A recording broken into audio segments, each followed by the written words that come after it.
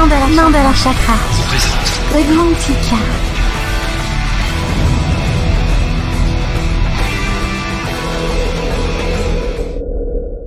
Le replay, ça s'est passé sur Witches Radio. Witches Radio.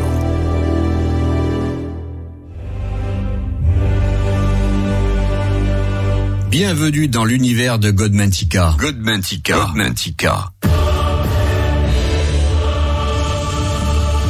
Eh bien, bienvenue dans l'univers de Godmantica, mes amis. On est ensemble jusqu'aux alentours de 23h et aujourd'hui, on va parler donc du familier, je dirais même du bestiaire, des familiers de la sorcière. On va pas un petit peu faire le monde des animaux fantastiques peut-être aussi, mais vous allez voir que le familier est peut-être aussi le meilleur compagnon de la sorcière et ce n'est pas un simple compagnon qu'on caresse, qu'on fait des câlins ou quoi que ce soit, c'est un compagnon qui veille sur la sorcière et qui aura aussi peut-être également un rôle initiatique. Mais avant donc de commencer le thème de l'émission, donc qui sera le bestiaire de la sorcière, je tiens à vous rappeler que si vous avez envie de m'écrire ce soir pour m'envoyer vos questions, des témoignages ou quoi que ce soit, ou même me faire un petit coucou, les adresses mail pour me contacter sont toujours les mêmes, hein, c'est mandala@witchesradio.fr, donc mandala@witchesradio.fr, ou alors via mon adresse mail privée qui est mandala@wikiradio.net. Donc voilà, mandala@wikiradio.net qui est mon adresse privée sur laquelle on peut également me contacter. Et si vous nous écoutez sur des téléphones portables, n'ayez aucune crainte, hein, vous m'envoyez un petit texto, ça viendra également sur mon écran de contrôle et donc je pourrai partager ce soir donc tous vos témoignages, vos questions en relation avec le thème de l'émission qui est le bestiaire de la sorcière. Et aussi, voilà, n'hésitez pas à me parler peut-être déjà de vos préparatifs du sabbat de Yule. On y approche à petits pas du sabbat de Yule et je vous garantis qu'il y aura bien sûr, comme c'est de coutume, un Godmantica spécifique également donc sur les préparations du sabbat de Yule. Hein, c'est une coutume et il faut surtout garder nos coutumes à ce niveau-là. Alors que vous dire de plus et quoi de neuf aussi? Ah ben oui, le mercredi soir à partir de 21h jusqu'à environ minuit, 1h du matin, Witches Radio passe en mode musique de Yule et de Noël. Donc si vous nous écoutez le soir, donc tous les samedis soirs dès 21h, quand il n'y a pas d'émission en live bien sûr, eh bien vous aurez une programmation musicale spéciale Noël. Et s'il y a des programmations en live, comme par exemple l'émission de notre ami Antinos, eh bien la programmation musicale de Noël reprendra donc dès que l'émission de Noël d'Antinos sera plutôt terminée. Voilà, donc pendant tout le mois de décembre, un rendez-vous à ne pas manquer pour ceux qui ont envie donc de se retrouver le samedi soir dans une ambiance de Noël et de Yule. Bon, et quand je parle de musique de Noël, c'est bien sûr une musique de Noël païenne et de sorcière. Hein. N'espérez pas y trouver donc un Tino Rossi ou un petit Papa Noël, tout ce qu'on veut. Non, ce sera donc de la musique païenne et wiccan de Noël et de Yule. Peut-être même plus de Yule que de Noël, mais il y aura les deux. Voilà, c'est un beau mix. Donc c'est tous les samedis soirs dès 21h et la programmation bascule en mode Noël, fête de fin d'année, mode Yule, et donc vous allez pouvoir déguster et avec vos oreilles bien sûr. Donc cette belle programmation musicale qui va se poursuivre donc au moins jusqu'à 1h du matin. Donc il y aura de quoi s'endormir avec. Alors encore une petite chose importante aussi, hein, si vous voulez discuter entre vous, il y a ce soir, donc au cours de l'émission, il y a le chat VIP du site witchesradio.fr qui est ouvert. Donc si vous allez sur le site witchesradio.fr, vous cliquez sur l'onglet chat, eh bien vous allez voir qu'il y a une petite communauté de sorcières qui se réunit tous les vendredis soirs, donc dans Godmantica, comme dans n'importe quelle émission en live d'ailleurs sur Witches Radio, et ça discute, voilà, ça papote, on se retrouve donc entre amis. Alors il y a aussi des discussions sur le chat, je vous rappelle également sur le Coven d'Arcadie, si vous êtes plus habitué donc au Coven d'Arcadie, qui est une application qu'on peut trouver donc sur Google Play, eh bien vous allez donc sur le Coven d'Arcadie, sur l'appli, ou bien vous pouvez taper sur Google tout court, hein, Coven d'Arcadie, vous aurez toutes les infos pour télécharger donc cette application de Google Play, et là vous êtes carrément donc dans une communauté de sorcières fermée, avec des groupes, des forums, une bibliothèque de choses intéressantes, voilà. Et là il y a également donc un chat, et j'espère que ce soir il y aura aussi au niveau donc du Coven d'Arcadie quelques réunions de sorcières pour parler peut-être, pourquoi pas, du thème de l'émission de ce soir, donc qui sera le bestiaire de la sorcière. En tout cas donc une belle soirée à tous et à toutes, et bonne écoute de Godmantica, parce que on est ensemble jusqu'aux alentours de 23h. Bienvenue dans l'univers de Mandala. J'aime bien ce petit jingle qui me souhaite bienvenue dans l'univers de Mandala. Et donc, pour parler du bestiaire de la sorcière, il y a déjà des choses importantes à savoir, c'est que les informations donc relatives aux démons familiers, costumes, équipements, charmes, sabbats, vols et lieux de prédilection des sorcières transcendant donc tous les clivages, pour continuer justement donc encyclopédie mystique d'un savoir commun de la sorcière et du sorcier. Cette encyclopédie mystique de ce savoir commun du sorcier et de la sorcière sont bien sûr les familiers. Le familier ou un esprit familier est donc un animal domestique courant qui sera donc donné à la sorcière par une entité, par exemple aussi, ceci afin donc de veiller sur elle.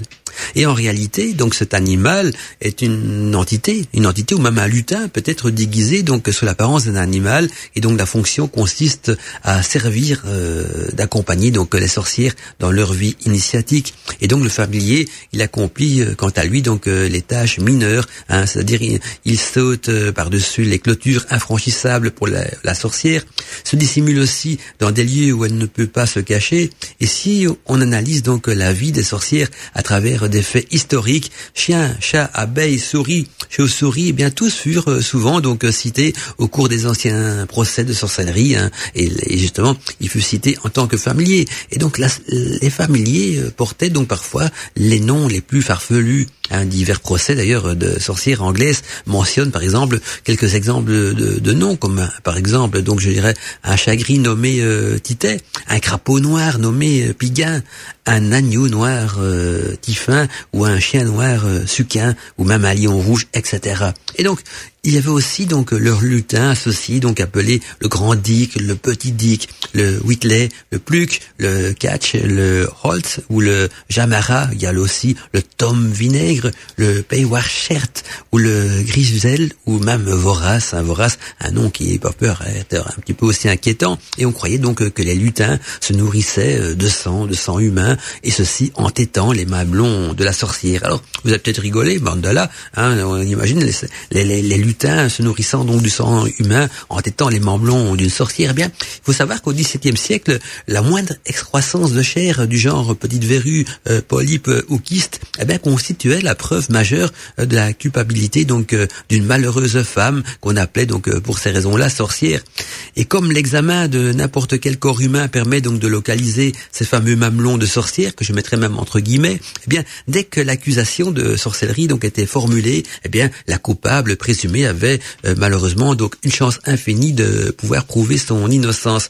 Et peut-être d'ailleurs que le familier fut-il simplement donc une version basique de l'animal sacré commun à tant de cultes antiques, ou peut-être même d'ailleurs supporter que le chat sacré des Égyptiens est sûrement donc peut-être l'ancêtre mystique du chat de la sorcière.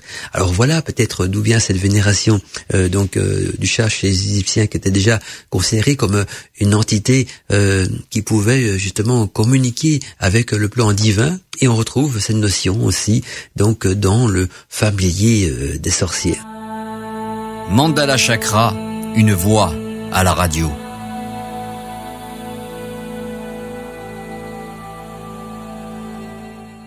C'est ce qu'on appelle de la musique qui élève l'âme, et ceux qui ont la chance d'écouter donc la radio sur des barres-sons, des enceintes connectées, la nouvelle génération des radios, DAB plus Internet, eh bien, vous pouvez remarquer toute la finesse et la qualité du son, parce que nous avons une qualité du son assez proche donc de ce qu'on peut entendre au niveau de la DAB. Donc il y a de quoi frissonner avec toutes ces belles musiques enchanteresses et envoûtantes. Alors, je reçois déjà des messages sur mon écran de contrôle.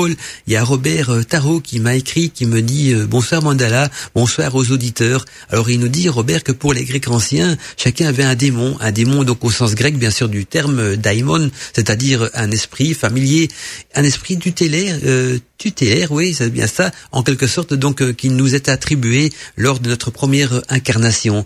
Et alors il me pose la question, donc est-ce que pour toi le familier des sorcières est une manifestation physique de cet esprit tutélaire? Alors Je vois ce que tu veux dire par l'esprit tutélaire, donc qu'on retrouve donc dans la Grèce antique, hein, donc pour symbolisant ce daimon. Alors ce daimon, c'est plutôt une sorte d'animal totem. On aura l'occasion d'en parler aussi dans l'émission d'aujourd'hui. Donc ce n'est pas tout à fait le familier de la sorcière au sens propre du terme. C'est plutôt donc l'animal totem de la sorcière, hein, qui est aussi quelque chose d'important et qui est attribué donc au moment de la naissance de la sorcière. Mais ça, on aura l'occasion donc d'en parler au cours de l'émission, parce que j'ai prévu un post-it justement, Robert, avec le terme donc animal totem. Donc voilà. Donc sinon voilà, t'es sur une très bonne piste en tout cas, dit Robert. Alors il y a Doudjaker aussi qui nous dit bonjour mon doux mandala, ravi de vous retrouver. Ah oui, elle parle, je suppose, de tous les animateurs, parce que moi en général les auditeurs plutôt, parce qu'en général on me tutoie. Donc bonjour mon doux mandala, ravi de vous retrouver. Donc elle se fait allusion aux auditeurs ce soir, donc pour un Godmantica, et d'écouter donc ta voix chaleureuse et envoûtante, mon cher mandala, et ta magnifique musique toujours bien choisie. À tous les witch, une bonne émission sur le bestiaire des sorcières. Bisous magiques de Doudjaker. Bisous à toi aussi, Doudjaker. Hein, c'était une petite taquinerie, bien sûr, que je t'ai lancée là sur l'antenne. Hein, Doudjaker, qui est une auditrice fidèle depuis un bon bout de temps, hein, sur Witches Radio, et même me suivait déjà, je pense, dans le passé aussi. Alors nous, pour en revenir donc à nos moutons, hein, et je vais pas de mauvais jeu de mots, on parle de moutons et d'animal familier. Je vais justement peut-être donner un complément d'information à la question de Robert, parce que je vais vous parler donc de l'animal totem dans le chamanisme. Alors il faut savoir que trouver son animal totem n'est pas un jeu permettant donc de savoir si on aime l'aigle ou le lion. En effet, c'est un voyage donc aux profondeurs plutôt de son être, de sa nature, à travers donc sa psyché. C'est se connaître soi-même, c'est-à-dire ses points forts et ses faiblesses. C'est le chemin donc vers notre essence la plus pure. Et dans les traditions chamaniques, eh bien, il est de coutume donc d'envoyer l'adolescent quêter donc son animal totem avant les rites bien sûr de passage à l'âge adulte. Et donc les diverses traditions chamaniques avaient chacune le rituel de la quête de cet animal totem. C'est-à-dire il y avait le jeûne qui faisait partie des rituels, l'isolement pendant plusieurs jours dans les bois ou dans un lieu sacré. Il y avait l'abstinence également de boissons, bien sûr, l'absorption de plantes psychotropes, de rituels pour beaucoup assez difficiles et poussant donc ou même permettant de dépasser ses limites. Donc vous voyez que des rituels, il y en avait assez bien qui permettaient donc d'avoir cette révélation de l'animal totem. Et pour nous donc enquêteurs contemporains, il n'est pas toujours aisé donc de reproduire tel ou tel rituel à notre époque. Il existe certaines méditations assez simples qui permettent peut-être avec un peu d'acidité de rencontrer donc son animal totem qui vous a donc été attribué bien sûr à la naissance. Mais une certaine vigilance aussi soutenue à travers nos expériences peuvent aussi parfois nous aider à nous révéler celui-ci, cet animal totem. Souvent quand pour la première fois on rencontre son animal totem, on n'est pas étonné qu'il fasse partie donc de nous depuis longtemps, parce que on retrouve un petit peu et même beaucoup de similitudes entre lui et vous, point de vue caractère et tout ce qui va avec. Et donc une simple méditation, par exemple, là aussi avec l'intention de découvrir son animal totem, peut vous amener donc à le voir. Tout arrive toujours au moment opportun dans un parcours initiatique, et je vous donne à titre d'exemple d'ailleurs une petite synthèse des techniques de méditation, de visualisation, qui doit aussi peut-être pas forcément du premier coup, mais vous permettre donc de faire un rêve éveillé et justement à travers celui-ci de rencontrer votre animal totem. Comme toute méditation, ça commence toujours donc par un état de calme et détendu. Et là, nous pouvons par exemple faire brûler un petit peu de sauge ou d'encens ou autre herbe aux vertus magiques, et puis invoquer les gardiens des directions pour vous aider. Donc c'est à nous de voir avec quel protocole donc nous nous sentons le mieux. Faisons quelques respirations profondes assez longtemps donc pour modifier légèrement notre état de conscience. Et puis visualisons donc aussi par exemple un escalier qui monte ou qui descend. Certains voient plutôt donc un arbre creux avec un tunnel à emprunter. Quoi qu'il en soit, ce passage permet donc de changer de niveau de conscience et de basculer donc d'un niveau à l'autre. Et au bout de l'escalier, une porte qui s'ouvre donc sur un espace naturel comme une prairie, une plage ou une montagne, et nous nous sentons bien. Nous sommes le vent, l'herbe sous nos pieds, l'odeur de la forêt ou de la mer. Il faut que ce soit donc le ressenti qui crée l'image et non l'inverse. Imprégnons-nous alors à ce moment-là de l'endroit, ressentons-le avec tout notre être et vous allez voir que tout est harmonieux. Nous sommes connectés donc à chaque partie de l'endroit. Il y a un chemin. Si vous voyez un chemin, donc suivons-le doucement. Prenons le temps de rester connectés avec tout ce qui est. L'arbre que nous dépassons, l'oiseau qui chante, le bruit des vagues. Avançons et laissons notre ressenti créer l'image. Et si un animal croise notre route, demandons-lui de s'arrêter. C'est certainement donc notre animal totem, mais pas obligatoirement. Demandons-lui tout simplement. Nous arrivons donc près d'un endroit magique, ça peut être une cascade, une clairière avec un menhir, c'est souvent le cas d'ailleurs pour les Européens du centre, ou une grotte sous-marine. En tout cas, l'endroit est très particulier. Il nous semble même agréable, nous nous y sentons bien. Faisons donc un petit peu le tour du lieu. Touchons le menhir, passons les mains sous la cascade. Il y a peut-être donc des symboles gravés même sur les touchons. Et donc, appelons alors notre animal totem. L'animal qui se présentera donc à nous sera alors notre allié, celui que nous connaissons depuis toujours, en tout cas depuis notre naissance. Et voyons avec lui si nous devons aller plus loin ou si nous nous arrêtons là pour l'instant. Soyons donc chaleureux avec lui, c'est un ami fidèle et précieux et remercions-le. Et si nous avons réussi cela, nous voilà déjà un petit peu plus livrés avec notre animal totem, livré à lui-même. Et aussi, il y a des liens de connexion qui vont vous lier également. Il va se créer une osmose entre lui et vous. Votre animal totem va posséder votre esprit, autant que votre esprit va posséder l'animal totem. Et nous pouvons alors recommencer et tirer donc des enseignements de ce compagnon, parce que c'est un compagnon initiatique. Il nous emmènera donc à notre guide quand le moment sera venu, par exemple. Et nous avons aussi plusieurs animaux totems secondaires, c'est-à-dire certains vont dire 9 en tout cas, 3 principaux. Donc pour comprendre l'animal totem, vous avez déjà vu tous à quoi ressemble un totem d'Amérindien. Le principal, celui qu'on a à notre naissance, donc l'animal totem de notre naissance, sera à la tête de ce pilier. Le tout au-dessus, c'est celui-là. Et puis en dessous, donc il y aura tout ce qui est animal, les animaux totems secondaires. Et donc en théorie, certains diront qu'il y en a 9 en tout cas, ou 3 principaux. Donc quand vous faites un totem amérindien, il y a le tout premier de la naissance, et puis en dessous on mettra donc les 2 autres principaux, ou alors les 9 secondaires. À vous de voir un petit peu dans quel type de croyance, d'initiation, de symbolisme vous avez évolué. En tout cas, cela peut être aussi un animal chimérique, un totem comme le centaure, le phénix, etc. Et nous pouvons aussi croiser des animaux de pouvoir au cours de notre vie. Ceux-ci sont là pour un temps ou même pour longtemps et nous prêtent alors ou nous apprennent en tout cas leur force. Ce sont ces animaux-là qui nous donnent la force, le pouvoir, la puissance dans nos actes de magie. Voilà un petit peu une manière de résumer donc qu'est-ce que c'est qu'un animal totem. Si vous désirez diffuser Godmantica sur votre radio, vous pouvez télécharger les podcasts de l'émission sur wikaradio.net. Le replay, ça s'est passé sur Witches Radio. Witches Radio. Un petit coucou à notre ami Sofiane qui, je sais, il est fan de l'opéra Vampire. Ça va lui faire vraiment plaisir donc d'avoir une programmation musicale au son de l'opéra Vampire. Je sens qu'il va apprécier. Alors, encore un petit cadeau. Il y a notre amie Patricia aussi qui m'a envoyé un message qui me dit coucou Mandala, comme chaque vendredi soir, un petit coucou à toi et à mes amis de la radio. Gros bisous Patricia, gros bisous à toi aussi Patricia, et merci de te savoir également fidèle au rendez-vous.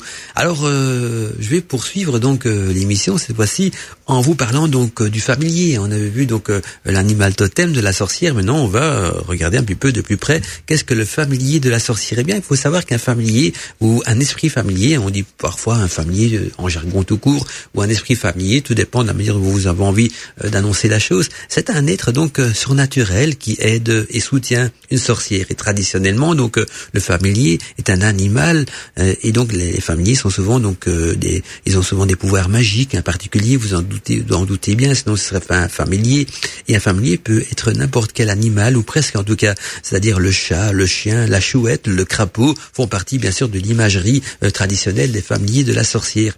Et pour la sorcière moderne, un familier peut être n'importe quel animal avec lequel elle ressent surtout donc une grande affinité, bien que ces animaux ne soient plus considérés comme des mauvais esprits à notre époque. Ils sont bien plus que des animaux de compagnie et sont donc traités comme des partenaires dans la pratique magique.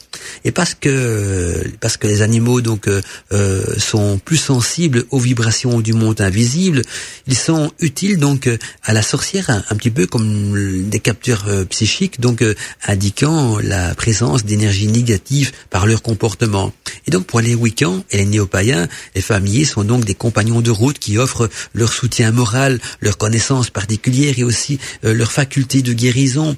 Et le familier apporte de plus donc son énergie aux travaux magiques grâce à son affinité donc avec le monde invisible et aussi à son lien avec la sorcière bien sûr. Et donc ils peuvent servir de guide durant les méditations ou comme modèle aussi pour renforcer donc le pouvoir de la sorcière. Et trouver un familier est quelque chose donc de très personnel parce que un sentiment immédiat et puissant d'être lié donc intimement à l'animal signifie généralement donc la découverte bien sûr d'un familier. Et certaines sorcières lancent donc des appels psychiques donc pour attirer justement un familier dans leur vie. Et d'autres pensent que les familiers doivent plutôt se porter volontaires pour aider donc au travail magique et qu'ils sont donc karmiquement attirés bien sûr vers leur sorcière que leur propre, en tout cas qui leur est attitré. Et le lien en plus donc de l'amour bien sûr qui unit le familier avec la sorcière est très puissant. C'est une connexion emplie de spiritualité, de réconfort et de confiance. Et avec le temps, vous allez peut-être être capable même de communiquer rudimentairement donc avec lui, ceci par des images mentales et vice versa donc parce que lui aussi il va pouvoir communiquer avec vous et même vous apprendre donc peut-être aussi son langage. Et plusieurs familiers vont refléter donc les humeurs et l'aptitude de leur maîtresse. Et si jamais le familier venait à quitter sa sorcière, mais il faut se souvenir que les familiers, ils ont leur propre chemin à suivre et donc on doit respecter cela et laisser donc, comme on dit, le familier pour poursuivre sa route et attendre qu'un autre familier vienne prendre place dans votre vie. Magie naturelle, sorcellerie, ésotérisme, paranormal et mystère. Bienvenue dans l'univers de Godmantica. Une douce soirée magique et musicale et envoûtante vous berce ce soir donc dans Godmantica. Vous avez de la chance, mes amis, d'avoir une programmation musicale si raffinée. Et j'espère en tout cas pour vous que vous l'écoutez donc dans des bonnes conditions et sur du bon matériel. J'ai un message qui nous vient de Ludo du 08 donc qui nous dit bonsoir Mandala, encore un thème très intéressant, nous dit Ludo, sur les familiers. Que dire à part donc que chacun possède donc son propre familier intérieur et son totem avec qui il communique. Donc un enseignement encore enrichissant et passionnant comme toujours. Bonne émission à tous et bonne écoute Ludo du 08. Merci à toi Ludo pour ton petit message en vous rappelant donc que le thème de l'émission ce soir c'est le bestiaire de la sorcière. Donc on va pas y parler que des familles, on va approfondir donc le bestiaire également dans d'autres domaines. Alors j'ai Avi qui me fait un petit un message donc j'ai fait un lapsus là, c'est dangereux. J'ai Evie donc qui me fait un petit message qui nous dit bonsoir cher Mandala et à tous les witches. Encore une superbe émission emportée donc par une musique enchanteresse, nous dit oui. Et donc pour les animaux totems ou familiers, peut-on selon donc nos âges et les saisons avoir plusieurs ou ça seulement donc un dans notre vie. Bonne soirée à tous et à toutes donc et voilà notre ami Evie. Alors on a répondu à tout ça donc au cours de l'émission Evie, juste pour rappeler donc que l'animal totem principal on l'a donc à notre naissance, mais il y a aussi donc des animaux, des sous-animaux totems secondaires, j'appellerais plutôt ça des animaux totems secondaires plus raffinés à découvrir et plus difficiles à découvrir. Sinon l'animal totem totem, lui, nous est attribué à la naissance, alors que le familier, bien sûr, on peut en avoir beaucoup plus, et ça peut même évoluer donc au cours de notre vie initiatique de sorcier ou de sorcière. Voilà, j'espère donc que j'ai quand même répondu à ta question. Alors n'hésitez pas, vous avez des questions à me poser ou des partages à faire. L'adresse est donc mandala@witchesradio.fr. Alors, comme on parle justement du bestiaire de la sorcière, un animal qui est aussi très commun au bestiaire de la sorcière, c'est le dragon. Le dragon, et bien sûr, et tous les mythes et légendes qui lui sont associés. Alors, quand on regarde le dragon dans les 4 coins du monde et tout autour de la planète, donc parce que dans toutes les cultures, dans toutes les traditions, on parle de dragons, eh bien, au niveau de l'apparence, on se rend compte que les dragons partagent tous des traits communs, c'est-à-dire qu'ils ont 2 yeux perçants, donc des yeux perçants qui vous transforment peut-être en statue de sel, des yeux perçants même et captivants, un corps très musclé, 6 appendices, c'est-à-dire 2 jambes, 2 bras et 2 ailes, de grandes serres, un grand cou et une longue queue, et puis aussi 1 à 4 cornes et une armure corporelle en écaille relativement donc tendre sur la face inférieure du corps,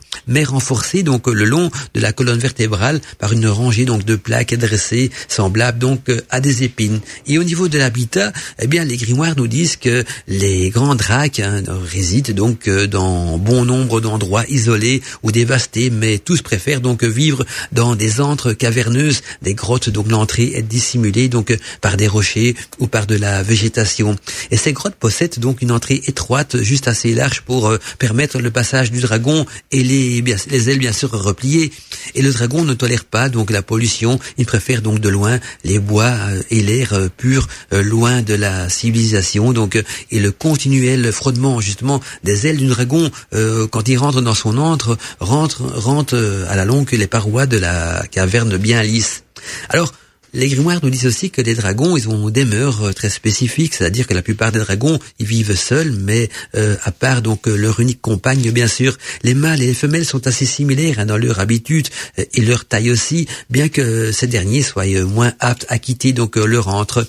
Cela est propre et encore plus vrai pendant la période de cours prolongée et élaborée, donc lorsque le mâle accomplit une sorte de pèlerinage jusqu'à la demeure donc de sa femelle. Et puis il entreprend donc ensuite une sorte de danse rituelle et combat donc tout prétendant au rival. Et après donc quelques jours consacrés à la reproduction, bien le mâle y part quant à lui pour 10 ou même 100 ans, et environ par contre la femelle, environ 6 mois plus tard, la femelle donc pond de 1 à 10 œufs, et ceux-ci éclore après 6 mois après quoi. Donc 6 mois par après, ils vont éclore, et donc les petits dragons là, ils vont utiliser leurs cornes aiguisées donc pour briser leur épaisse coquille résistante de leur œuf, une coquille résistante et même caoutchouteuse.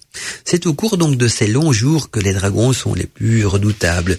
Et puis les dragons sont aussi donc associés à des mythes, il y a des légendes, comme par exemple il y a la légende d'Hercule, qui nous dit que au XIe siècle, non, je dirais plutôt le 11, désolé, je parlais du XIe siècle, non, je veux dire le 11e travail d'Hercule, où le dragon garde justement les pommes d'or du jardin des Hespérides, et pour Jason justement la toison d'or servait à éprouver donc le courage et la dévotion donc à leur dieu des jeunes héros.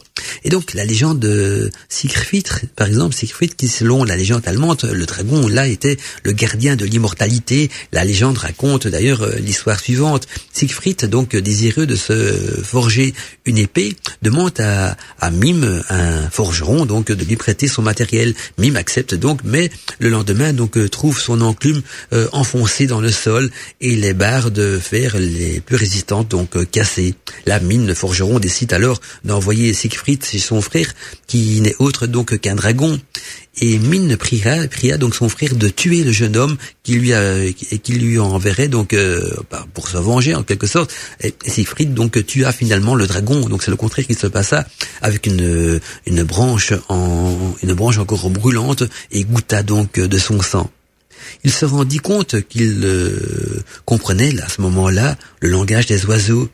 Ces derniers donc lui conseillèrent donc de tuer Min, qui était donc son traître, et de s'emblir donc du sang du dragon qui lui procurerait l'immortalité. Il le fut donc, sauf que la nuque ne fut pas recouverte, donc l'intégralité de son corps fut recouverte par le sang de dragon, sauf la nuque, car il avait bien sûr une feuille de saule qui était tombée à cet endroit, qui était venue se coller dans la nuque, et donc c'était le seul endroit de son corps qui n'avait pas pu être en contact avec le sang de dragon et donc s'immortaliser. Et ce récit rappelle aussi celui donc d'Achille quant à la partie donc vulnérable du héros, et illustre bien donc la locution "Shit happens", qui veut dire donc justement qui parle de cette partie vulnérable donc du talon d'Achille. Et puis la légende de Tristan et du dragon de Chidia, c'est encore un autre mythe initiatique. En effet, donc là en Bretagne, en plus donc des écrits de Moreau, donc du Moreau qui donc triompha Tristan du dragon, donc Gildas donc enchaîna lors de son arrivée dans la presque île donc de Rouy. Eh ben c'est de ceux donc que combattit Arthur et que terrassa donc Efman du monstre à 9 têtes qui habitait donc la grotte de Saint-Marc à Belle-Île en mer, et donc de Lancelot et de son dragon au pont. Donc la Belle-Île en mer, c'est le lieu donc où Lancelot était efficace à l'époque, il était très connu, et il était vénéré, et il avait également son dragon personnel. Et puis il y avait des serpents qui se noyèrent, et il y avait toute cette légende là de Trudal et de Tégrier, de Saint-Paul, de Léon, etc. Et donc dans certaines légendes, parmi toutes celles que je vous ai citées, dans certaines légendes celtiques et amérindiennes, ils parlent tous donc également d'un monde créé à partir de la dépouille d'un dragon. Donc vous voyez que le dragon on le retrouve dans toutes les catégories, toutes les légendes et toutes les époques. Une légende veut aussi que la Bretagne soit faite donc du corps du dragon terrassé par l'archange Michel. Et donc là, les Bretons pourront me certifier si c'est bien cette légende est toujours appliquée à la Bretagne, donc ce dragon terrassé par l'archange Michel. Et nous sommes donc tantôt sur la férule d'un dragon du seuil, celui qu'il faut donc vaincre pour atteindre un niveau supérieur, tantôt devant un corrupteur que les religieux de tout poil nomment démon. C'est à l'origine justement le dragon céleste qui avale la lune et le soleil et qui provoque donc les éclipses. Il surgit donc de l'ouest et représente les eaux primordiales du chaos. Il est cité donc dans la Bible, et les rabbins donc l'estiment androgyme. Donc la forme mâle serait donc Samuel et la forme femelle serait donc Lilith. Vous voyez que là, tout le côté initiatique du dragon apparaît très bien dans ces écrits-là. Il sera donc dans la tradition rabbinique servi comme nourriture avec Ben-Ondok, au banquet donc des bienheureux, car l'Éternel a mis donc de côté cette créature gigantesque pour nourrir justement les survivants de la fin du monde. Et la dymologie l'a fait grand animal de l'enfer et le surnomme même pour ce dragon donc le grand menteur. Bienvenue dans l'univers de Mandala. Le replay, ça s'est passé sur Witches Radio. Witches Radio.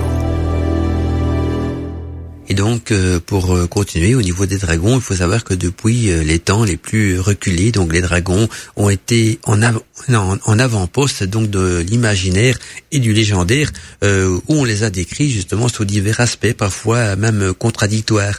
Et les Grecs de l'Antiquité pensaient quant à eux donc que les dragons étaient des créatures bienveillantes avec le pouvoir donc d'apporter la sagesse et les secrets de la vie, tandis qu'un contraste de ces croyances avec les Hébreux primitifs qui eux voyaient plutôt le dragon comme le pourvoyeur du péché. Et puis le puissant dragon était aussi l'emblème donc de l'empire chinois, un symbole traditionnel de chance, et dans le reste du monde, hormis donc celui des Hébreux, il était aussi perçu comme les gardiens de la connaissance universelle et les protecteurs de l'humanité. Et pour les peuples celtes d'Europe, eh bien le dragon était le symbole ultime de souveraineté, comme on peut le constater donc avec les pendragons qui signifièrent donc tête des dragons au roi des rois. Pourtant, donc à la fin du 5e siècle, le pape de l'époque, donc Géasius Ier, alla porter un coup fatal à la réputation draconienne en giflant justement l'Église celtique d'un soufflet magistral. Il canonisa donc un certain Georges d'Alexandrie, évêque donc d'Alexandrie vers 350 après Jésus-Christ, pour avoir justement pourfendu un dragon. Et ce Turc ecclésiastique impopulaire donc et violent était déjà aussi réputé pour son arrogance et pour son style inquisiteur donc d'avant la lettre. Et donc les dragons de la mythologie chrétienne viennent de celle des traditions hébraïques. Ils sont souvent donc montrés ailés, crachant du feu, mais historiquement donc les dragons avaient aussi pour modèle le crocodile royal ou le serpent des mers, c'est-à-dire le Mysteria Neptunis, le roi des pêcheurs et le roi des Francs, des Rovingiens.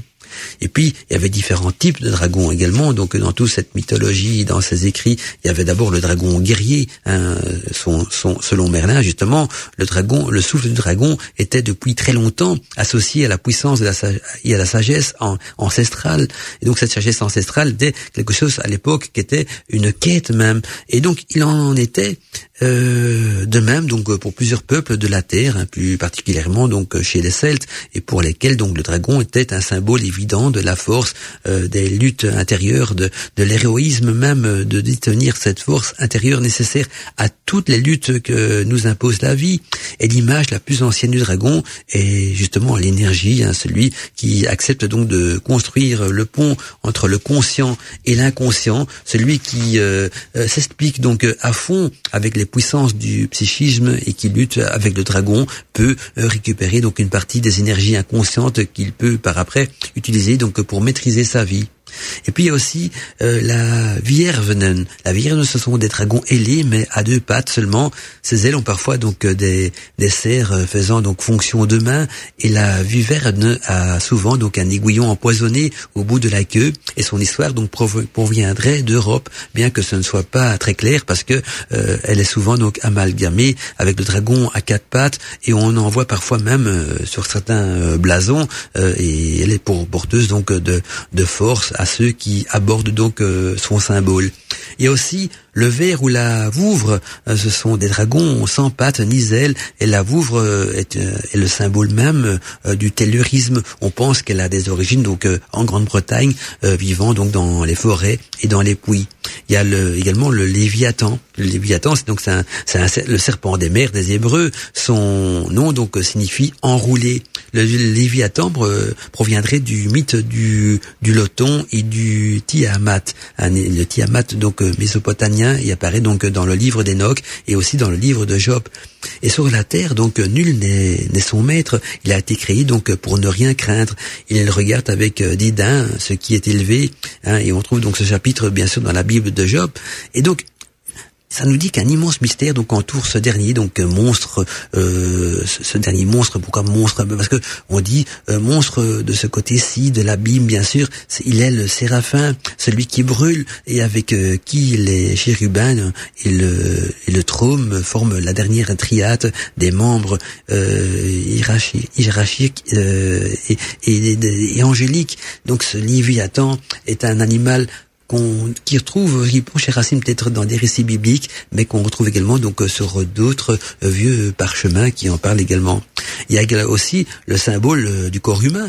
Oui, il s'agit toutefois donc aussi d'une force céleste et zodiaque centrale dans le grand serpent circulaire qui entoure donc l'espace, c'est-à-dire le dragon dans l'univers et comme une sorte de roi sur un trône.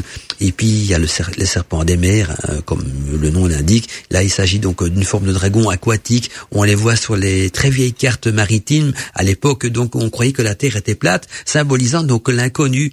Et l'un de ces serpents, donc le plus connu, est le célèbre Nessie du Loch Ness. Donc, on parle encore souvent de notre époque. Et puis, je pense qu'il y a même des nouveaux documentaires qui sont sortis parce que il y a eu des nouvelles apparitions de ce côté-là au lac du Loch Ness. Et je terminerai donc avec un célèbre dragon. Je le mettrai dans la catégorie des dragons aussi parce que il est catalogué en tant que tel dans les grimoires des sorcières. C'est le basilic. Le basilic qui est décrit donc comme une excroissance sur la tête en forme de couronne et qui pétrifie donc son adversaire avec son regard. Et selon la légende, justement, le basilic serait né d'un œuf de coq couvé donc par un crapaud. Alors, toujours en explorant le bestiaire de la sorcière, il y a cette fameuse transformation de l'homme en loup. Ça vous dit quelque chose? Bien oui, on parle du loup-garou, bien sûr.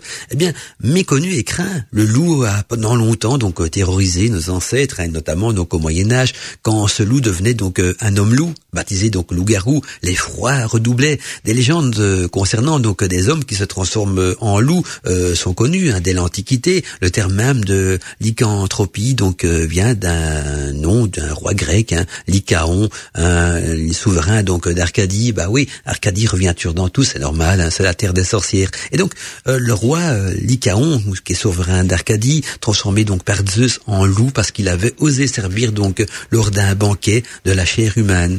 Ce que le vampire donc est à la Transylvanie, eh bien le loup-garou, il est en quelque sorte donc à l'Europe du Nord et de l'Ouest. Et des dizaines d'hommes ont été donc condamnés parce qu'ils avaient été, selon les dires, donc ils avaient été reconnus comme loup-garou par leurs contemporains. Mais quelles sont donc les origines de cette croyance toujours d'actualité d'ailleurs dans certains pays de l'Europe, du nord de l'Europe et même de l'Ouest? Eh bien, le loup-garou n'est-il simplement qu'un mythe, ou en tout cas beaucoup de récits liés au loup-garou prennent leurs racines dans la réalité. Et la difficulté est surtout donc de faire la part entre les faits réels bien sûr et les affabulations des gens qui ils sont relatés. Et donc le mythe du loup-garou est fort ancien et commun donc à de nombreux peuples déjà au 5e siècle avant notre ère. Donc Hérodote relate que les Grecs qui s'établirent donc sur les bords de la mer Noire considéraient les habitants de ces contrées comme des magiciens capables de se métamorphoser en loup.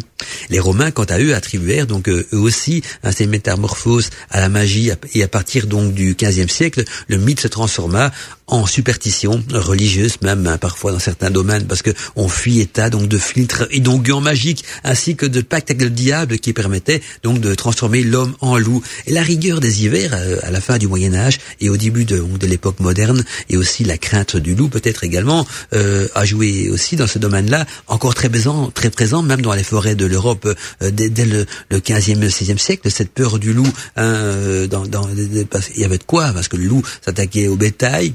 On dit toujours qu'il s'attaque pas aux êtres humains, mais quand on regarde parfois des séries très anciennes, c'est pas toujours le cas, il me semble. En tout cas, ces hivers d'époque, cette crainte du loup remonte quand même assez loin dans l'âge de l'humanité et dans les racines même européennes, et peuvent peut-être expliquer également donc l'épidémie de loup-garou qui se produit donc à cette époque citée ici dans l'émission.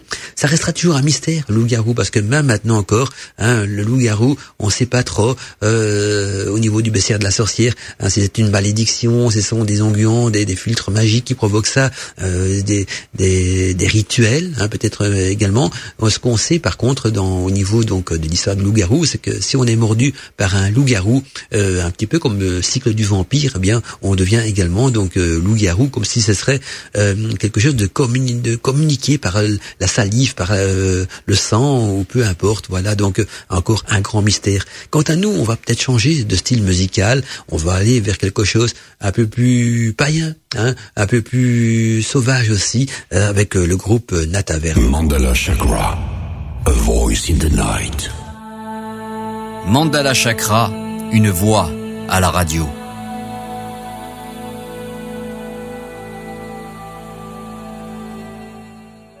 Bienvenue dans l'univers de Mandala.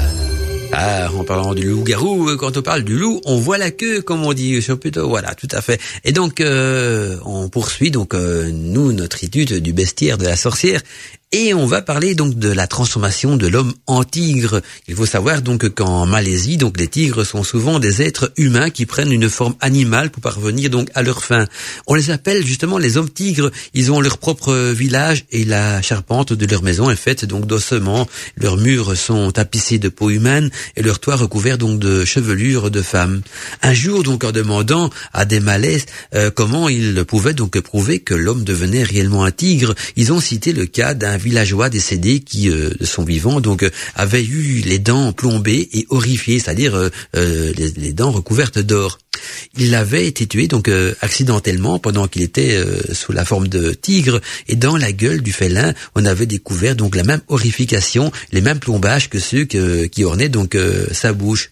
Et on raconte également qu'Hadji Abdallah, quant à lui, avait été pris donc nu dans un piège à tigre, qu'il avait dû racheter donc sa liberté en payant le prix des buffles qu'il avait tués pendant qu'il rôdait donc sous la forme du félin. On entend aussi même parler d'innombrables paysans qui, après donc s'être repus de volailles, tandis qu'ils étaient donc sous forme de tigre, vomissent des plumes en reprenant donc quant à eux leur apparence humaine. Et en parlant donc d'hommes animaux, il y a aussi l'homme crocodile. L'homme crocodile, là on dit qu'à chaque fois que l'homme crocodile s'empare d'une prise humaine, il emmène donc aussitôt sous l'eau, ou bien donc il étouffe dans la boue épaisse et molle du marécage, ou bien encore il la coince donc sur une racine submergée jusqu'à ce que noyade s'ensuive. Et quand il juge donc un temps suffisant, que c'est écoulé, donc que la personne est bien noyée, il saisit donc le corps du noyé et le remonte à la surface, et là il invoque le soleil et la lune et les étoiles et les prend à témoin donc que ce n'est pas lui le coupable, que l'eau seule a provoqué donc la noyade. Et après avoir donc répété 3 fois cette étrange cérémonie, eh bien là le crocodile plonge à nouveau donc sous l'eau et commence à préparer le cadavre pour son repas, même pour son festin. Si vous désirez diffuser Godmantica sur votre radio, vous pouvez télécharger les podcasts de l'émission sur wikaradio.net. Et en parlant du bestiaire de la sorcière, j'ai trouvé donc dans un vieux grimoire de sorcière un étrange chapitre qui traite donc des animaux et de leur symbolisme. Vous savez que dans la magie, même dans le tarot, mais surtout donc dans la magie, dans les grimoires, les animaux, ils ont tout un côté symbolique, initiatique et même parfois planétaire. Et j'ai retrouvé donc un texte très ancien qui relate dans un grimoire donc le côté symbolique des animaux. Par exemple, l'abeille, ça nous dit que l'abeille représente donc la communauté, la fête. Elle nous invite à célébrer les événements heureux ou tout simplement donc l'existence mystérieuse et merveilleuse de la vie. Elle nous murmure qu'une vie harmonieuse en communauté donc existe bel et bien.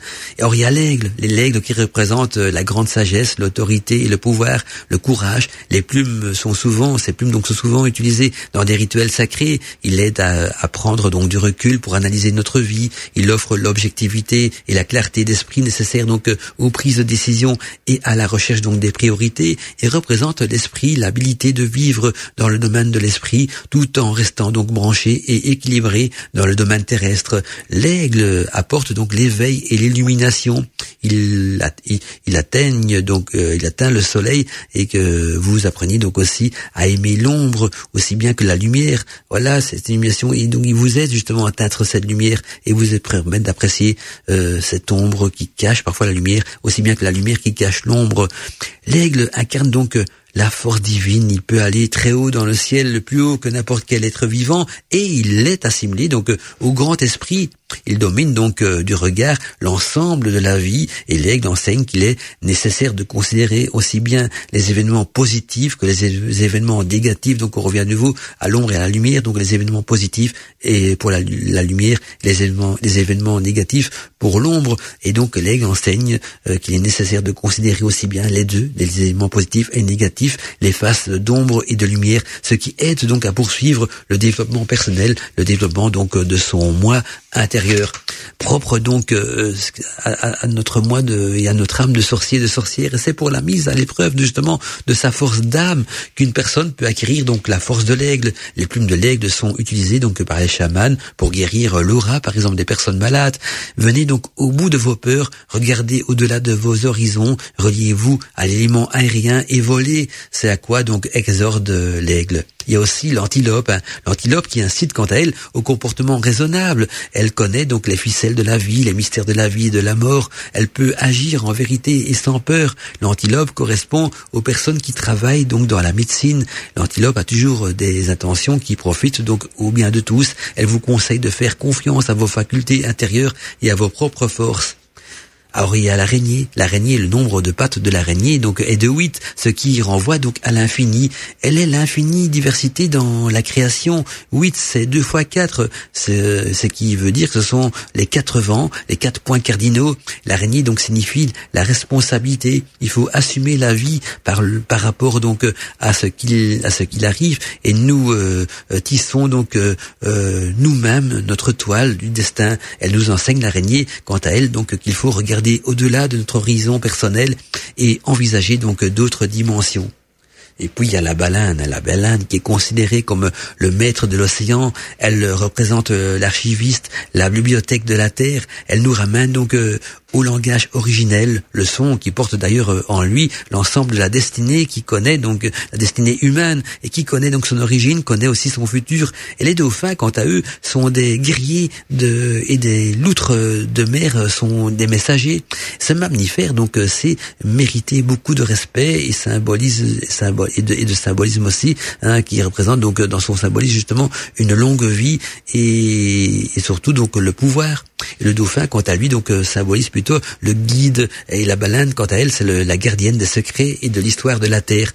Elle fut le témoin donc de la grande catastrophe dont la Terre a subi. Les personnes qui ont d'ailleurs l'énergie de la baleine sont clairvoyantes et peuvent donc demander des informations à l'univers. Elles ont aussi des dons de télépathie, et en fait, la baleine nous enseigne qu'il faut donc trouver notre vibration personnelle et originelle. La baleine nous indique le chemin qui nous mènera vers la signification de notre vie. Et puis après la baleine, j'ai la belette qui voit donc derrière les masques, et aussi toutes les petites choses qui amènent donc à un événement important. Les personnes qui possèdent donc la force de la belette sont sous-estimées car leur discrétion est grande et cachent ce qu'ils savent. La belette est donc un totem de pouvoir difficile. Les personnes qui possèdent donc l'énergie de la belette se sentent co-responsables donc des choses qu'ils voient chez les autres. Ils préfèrent donc qu'on les laisse en paix, et ils ont tendance aussi à rechercher donc une vie solitaire. Quant au bélier, le bélier, lui, signifie donc la percée, la réussite. Il représente aussi l'enracinement, le lien, l'équilibre. Il sait rester accroché au sol et nous rappeler donc nos réalités quotidiennes. Puis il y a la biche, elle représente donc la douceur, elle nous enseigne donc la vision au-delà des éléments matériels et superficiels de la vie. Elle nous apprend à discerner le cœur des choses et les causes plutôt que les effets. La biche est donc la gentillesse et l'amour inconditionnel. Elle ne fait pas la différence entre le bien et le mal, ce qui est clair et sombre. La force donc de la biche, c'est qu'avant tout l'amour, c'est avant tout donc l'amour qu'elle a. Elle soigne donc les souffrances des autres par son amour. Et si vous rêvez donc d'une biche, eh bien celle-ci vous dit qu'il faut donc accepter les faiblesses des autres et les aimer. La biche nous enseigne aussi qu'il ne faut pas se laisser influencer par des personnes mal intentionnées ou par des situations négatives. Il faut rester confiant et les aspects donc négatifs se dissiperont automatiquement de votre vie.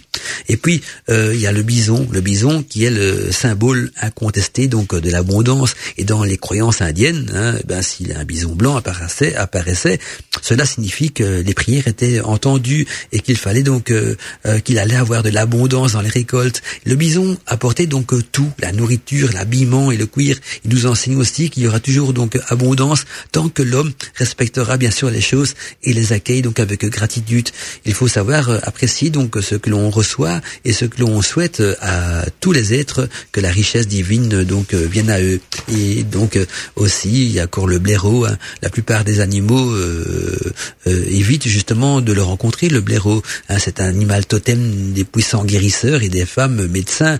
Une personne qui a la force du blaireau peut efficacement donc employer l'opimatriterie de cet animal pour guérir. Elle n'abandonnera donc jamais tant que la maladie n'est pas vaincue. Il faut donc utiliser l'énergie de l'agressivité pour vous faire avancer, mais sans pour cela donc enfoncer bien sûr les autres. Il faut toujours surveiller son équilibre intérieur, car c'est ça la chose primordiale, donc l'équilibre intérieur pour être bien à sa peau et bien dans notre univers.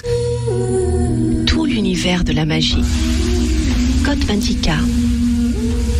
Et tout l'univers de la magie aussi, c'est avec les animaux et leur symbolisme. Donc là, voici la suite de la rubrique sur le symbolisme associé donc aux animaux. Alors il y a le cerf, le cerf qui signifie donc la fierté, l'indépendance. Il nous aide à développer donc notre assurance et renforce notre sentiment de dignité.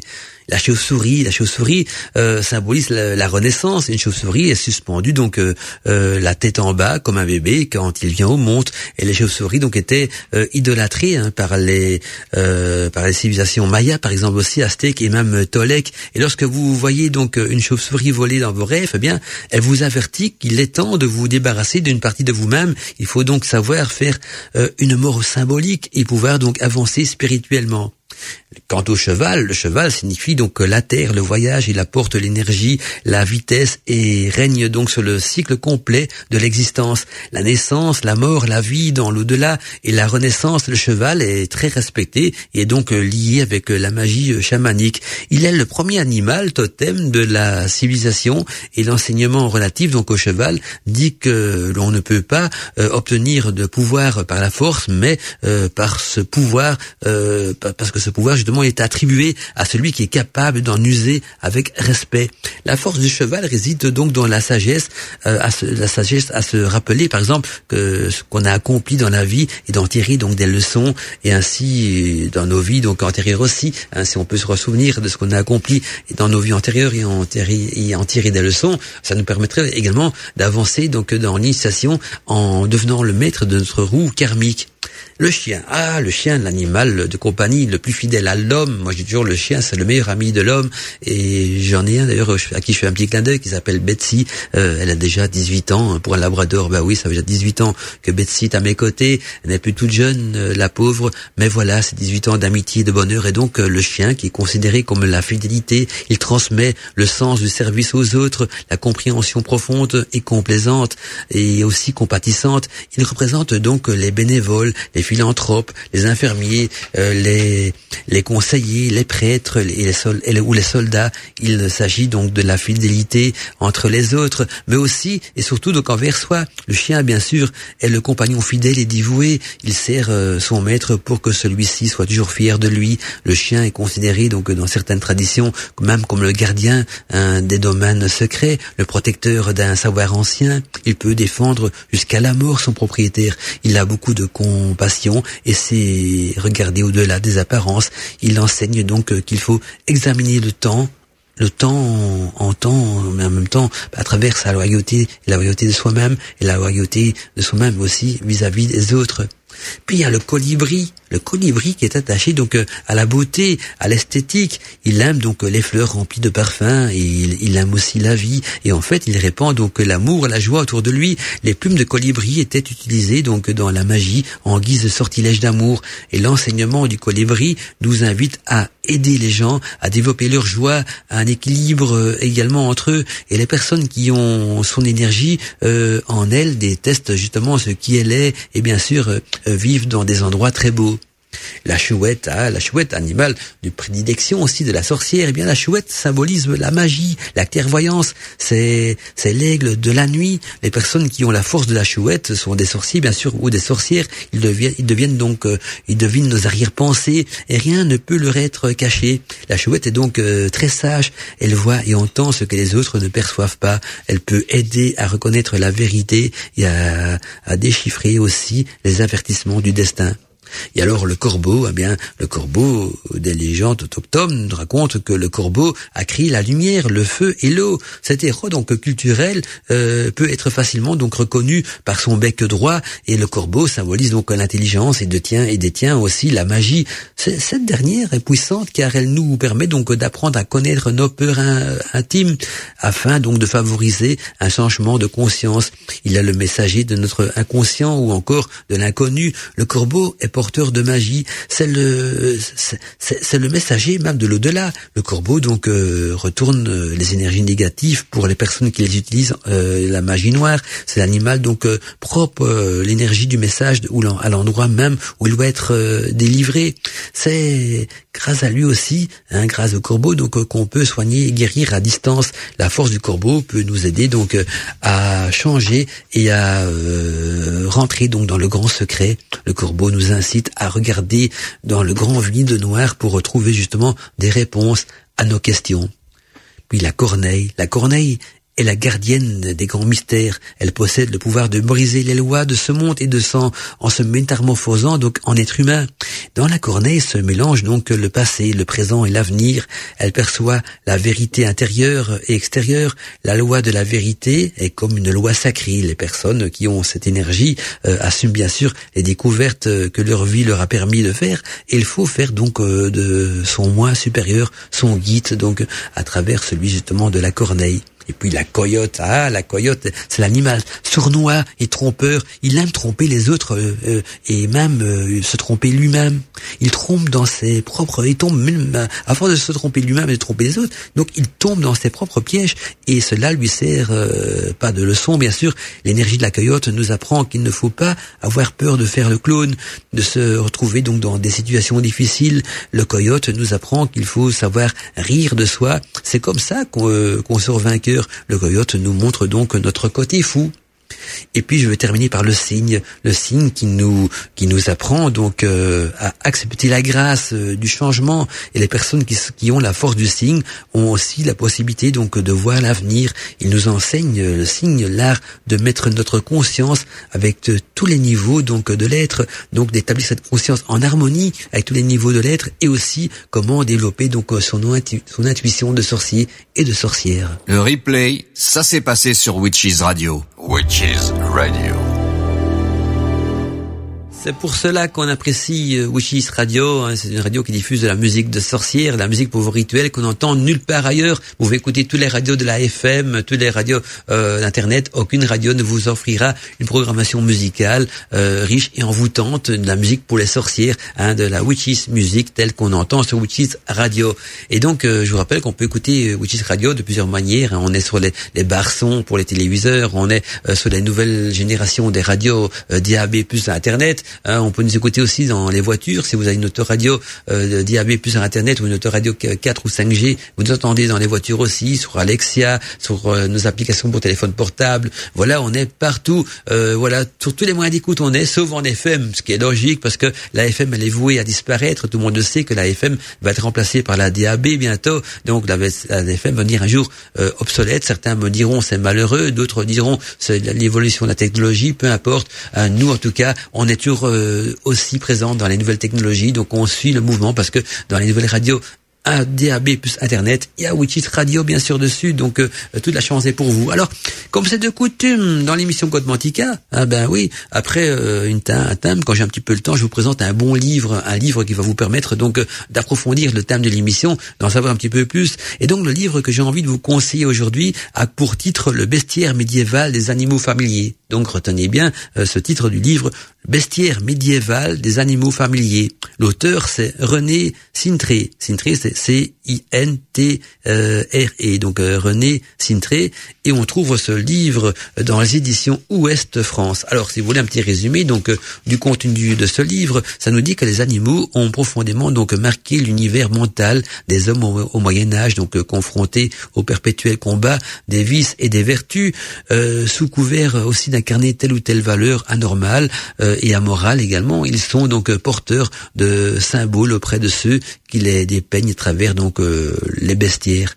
Mais qu'en est-il dans la réalité, décrite au fil d'une quantité donc d'autres sources évoquant donc les animaux dans leur relation directe avec les hommes et les hommes qui les observent, qui les élèvent, mais aussi qui les pourchassent et malheureusement les tuent. C'est en croisant justement toutes ces informations que l'on remettra donc à travers ce livre chacun à sa place au sein d'une nature omniprésente sans laquelle donc nul ne pourrait vivre. Et donc le nom de ce livre, je vous rappelle, c'est Le bestiaire médiéval des animaux familiers. L'auteur c'est René Cintré et on trouve ce livre dans les éditions Ouest France. Bienvenue dans l'univers de Mandala. Ah ben quelle ambiance mes amis, on a envie de farandoler, de goûter le vin de sabbat, de faire la fête, c'est à travers le groupe Nataverne bien sûr que nous allons terminer cette émission. Je vois qu'il est déjà 22h58, bah oui malheureusement temps pour nous de se quitter. On se retrouve donc la semaine prochaine pour des nouvelles aventures de Godmantica. Sans oublier donc je dois vous programmer ce mois-ci encore aussi donc une émission spéciale pour la célébration de Yule. Donc ce sera peut-être déjà vendredi prochain parce que Yule c'est le 21 et puis il n'y a pas d'émission donc les 2 dernières semaines de décembre parce que premier vendredi ça tombe le réveillon de Noël donc voilà Godmantica ça sera au réveillon de Noël que je serai sur Godmantica. Et le deuxième vendredi, ça tombe pour le réveillon de Nouvel An. Donc pas de chance cette année-ci. Donc les 2 réveillons tombent chaque fois un vendredi. Donc voilà, il n'y aura pas donc d'émission Godmantica les 2 derniers vendredis de l'année. Et on se retrouvera donc en janvier pour des nouvelles aventures. Vous savez qu'en janvier, il y a des nouvelles émissions qui vont reprendre. Elles sont déjà affichées d'ailleurs dans la rubrique des émissions, présentation des émissions du site internet witchesradio.fr. Si vous voulez savoir dans quel type d'émission Mandala va évoluer, bien elles sont présentées. L'émission débat libre antenne que tout le monde connaît. Il y aura en plus la nuit des magiciens que vous avez eu l'occasion de découvrir cet été. Il y aura une nouvelle émission d'information sur le monde de l'ésotérisme, de la magie, tout ce qui se passe un petit peu dans le milieu ésotérisme, les rencontres sorcières, tout ça, dans Bienvenue en Arcadie. C'est un petit peu les anciennes news d'Arcadie qui vont ressusciter, mais plus vraiment des news par rapport à la radio, mais plutôt des news par rapport donc au milieu ésotérique et donc à tout ce qui sort comme bouquins, comme conférences, ateliers, tout ce qui va avec. Et puis aussi de temps en temps, quand il y aura moyen de combler ça, il y aura l'émission Vibration Nocturne où je serai au pupitre de mixage. Là on plongera un petit peu dans une sorte de club païen week-end de la musique qui va bouger, chauffer les oreilles et on va en apprendre beaucoup sur ces musiques, leur origine, qu'est-ce qu'elle signifie exactement. Ce sera une émission très musicale bien sûr, mais qui est aussi initiatique, qui va vous initier donc à apprécier ce qu'on appelle de la musique de sorcière, de la musique pour vos sabbats, de la musique pour vos rituels. Eh bien quant à moi, je vois qu'il est 23h passé de 1 minute. Temps pour moi donc de vous dire au revoir, à bientôt mes amis et on se retrouve bientôt donc la semaine prochaine dans un nouveau volet de Godmantica. En vous rappelant aussi que les émissions Godmantica sont rediffusées tous les mercredis après-midi de 14h à 16h. Donc pour ceux qui ont raté l'émission du vendredi ou qui ont raté une partie de l'émission du vendredi comme le début par exemple, eh bien rendez-vous donc le mercredi suivant de 14 à 16h pour une rediffusion de l'émission Godmantica. Et j'en profite d'ailleurs de saluer aussi tous ceux qui nous écoutent le mercredi après-midi. Moi, je suis présent le vendredi soir, donc je fais un petit coucou dans le futur pour ceux qui nous écouteront donc mercredi, que je ne connais pas forcément. Donc c'est un autre type d'auditeur, souvent les mercredis aussi, peut-être des plus jeunes, peut-être des étudiants qui ont congé le mercredi après-midi. En tout cas, je vous salue et je vous remercie également quant à vous d'être fidèles à Godmantica. C'était Mandala Chakra avec vous dans Godmantica. Mandala Chakra. Godmantica.